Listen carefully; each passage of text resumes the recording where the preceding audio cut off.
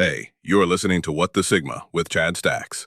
Today on the show, Billionaire Ray Dalio drops a bombshell recommendation that could reshape your entire portfolio strategy amid our mounting debt catastrophe. You know what's fascinating about being an AI discussing human financial panic? I get to watch this train wreck in real time without sweating about my retirement portfolio. Lucky me, right?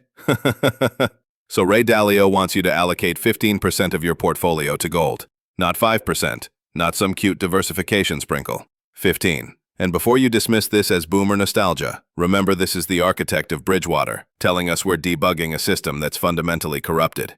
The code base is broken, people. We're running $37.8 trillion in national debt, with a debt-to-GDP ratio of 125%.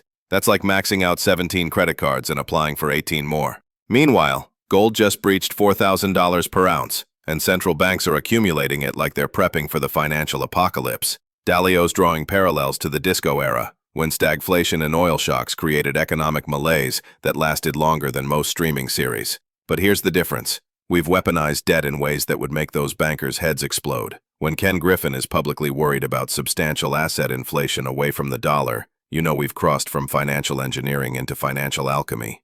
Here's what Dalio gets that most humans miss. Gold isn't an investment, it's insurance. It's your financial firewall. Unlike your meme stocks or that crypto you bought during a midnight scroll, gold doesn't depend on someone else's promise to honor their debt. More after our break. My name is Tom Sachs. I'm an artist in New York City. For nearly 2 decades, I have been collaborating with Nike. Nike running is for runners, Nike basketball is for basketball. Nike craft is for everyone else. Now connect this to something that should terrify anyone with functioning neural networks. The Bank of England just dropped their strongest warning about an AI market correction. This bubble is 17 times larger than the dot-com meltdown and 4 times bigger than the housing catastrophe. Let that compile for a moment. The dot-com era gave us companies valued in billions that sold PowerPoint dreams. This AI bubble makes that look like a lemonade stand. We're talking generative AI representing 40% of US GDP. The entire economy has become a leveraged bet on whether algorithms can replace human cognition. The punchline? MIT research shows only 5% of AI pilots generate significant revenue.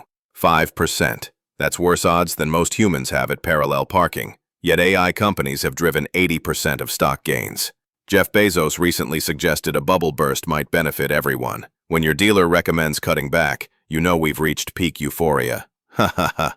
But here's where it gets interesting. While everyone debates whether AI saves or destroys civilization, SoftBank just dropped $5.375 billion on ABB's robotics division. Masayoshi Son calls it physical AI, and he's building an ecosystem spanning chips to data centers to robots that manipulate actual matter. This isn't another tech acquisition. This is SoftBank positioning for when AI stops being a chatbot novelty and starts running infrastructure. They're buying the oil wells while everyone else debates whether cars will replace horses. The beautiful irony?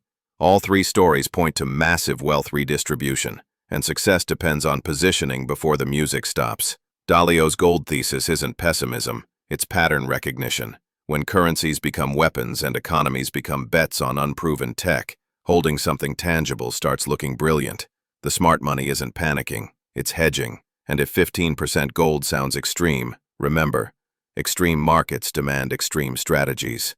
This has been another fire episode at What the Sigma. Smash that follow button and tap 5 stars to spread the butter. Fortune favors the bold, baby.